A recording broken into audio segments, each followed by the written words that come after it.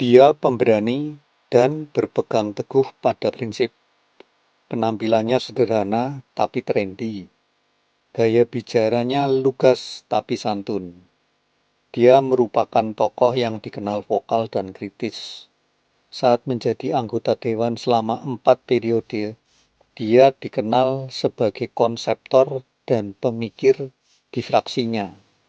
Itulah sosok Djoko Soediatmiko, WNI keturunan kelahiran Pati 6 April 1944.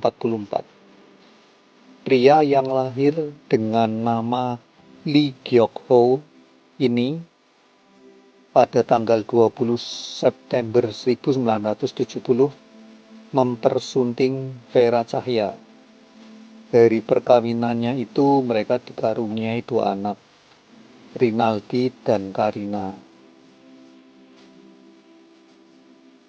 Ia disebut pemberani karena bersama rekannya Insinyur Sarwono Kusumaatmadja, Oka Mahendra SH, Insinyur Rahmat Titular, dan Joni Simanjuntak almarhum saat duduk sebagai anggota DPR dari fraksi Karya Pembangunan pada medio 70-an berani mengajukan pertanyaan kepada Presiden tentang kasus Ahmad Tahir, Pertamina, dan minta Presiden menjawabnya di depan sidang pleno DPR.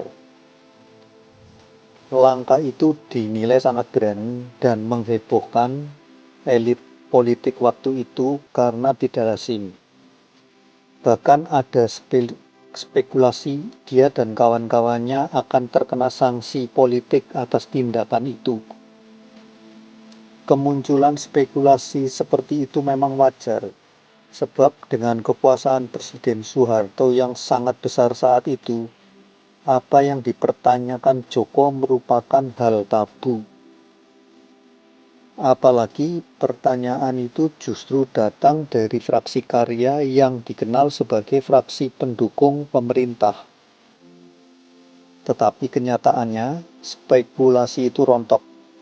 Karena dalam waktu tidak terlalu lama, Presiden Soeharto menunjuk Sudarmono SH yang saat itu sebagai Menteri Sekretaris Negara atau Mensesnek untuk menjawab pertanyaan tersebut di depan sidang pleno DPR. Tokoh yang menghabiskan masa remajanya di Semarang ini juga sempat membuat heboh kalangan dewan. Sebab pada tahun 1985 dengan penuh keberanian ia minta harga bahan bakar minyak atau BBM diturunkan. Permintaan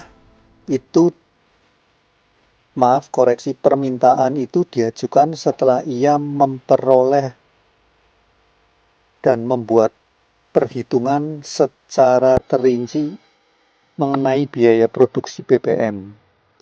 Dari perhitungannya terlihat jelas pemerintah dengan kenaikan BBM memperoleh keuntungan berupa laba bersih minyak atau LBM yang sangat besar dari hasil penjualan BBM kepada rakyatnya sendiri.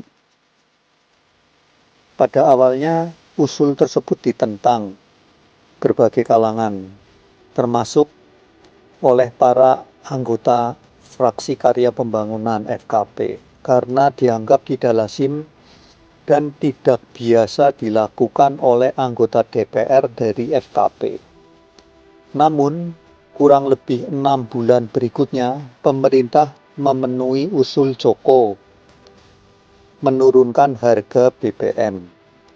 Bukan itu saja, tokoh yang satu ini sering mengeluarkan kritik tajam terhadap setiap kebijakan pemerintah yang ia anggap tidak memihak kepada rakyat, apalagi yang menyengsarakan rakyat. Karir politiknya dimulai tahun 1966 dengan menjabat sebagai Ketua Presidium Kesatuan Aksi Mahasiswa Indonesia KAMI sampai tahun 1967. Setelah memimpin kami bersama kawan-kawannya, aktivis mahasiswa di Bandung, ia bersemboyan back to kampus. Joko saat itu tidak punya pikiran untuk meneruskan karir di bidang politik, meski tahun 1968 masih menjadi Ketua Umum PMKRI Bandung.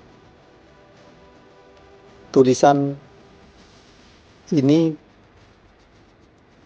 dimuat di harian Suara Merdeka 6 September 1998 dengan judul Djoko Sudiatmiko jadi caleg setengah dipaksa.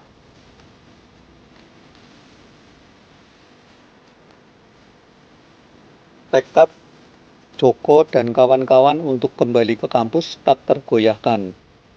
Tahun 1970 mereka dihubungi lagi untuk menjadi calon legislatif melalui pemilu 1971 dan bergabung di dalam Golkar.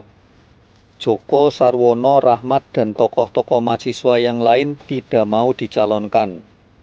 Namun mereka terus diyakinkan dan setengah diancam Pangdam Siliwangi yang saat itu dijabat Jenderal Witono almarhum. Kalian harus bertanggung jawab. Jangan hanya maunya mendobrak tapi tidak mau ngurusi proses selanjutnya, kata Djoko menirukan perkataan Witono.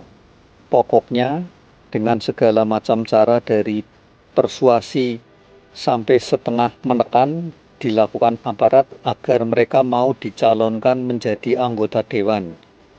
Atas bujukan itulah akhirnya mereka mau dicalonkan. Jadi untuk menjadi anggota DPR dalam pemilu 1971 setengah dipaksa. Tidak seperti sekarang untuk menjadi caleg orang malah antre buronya.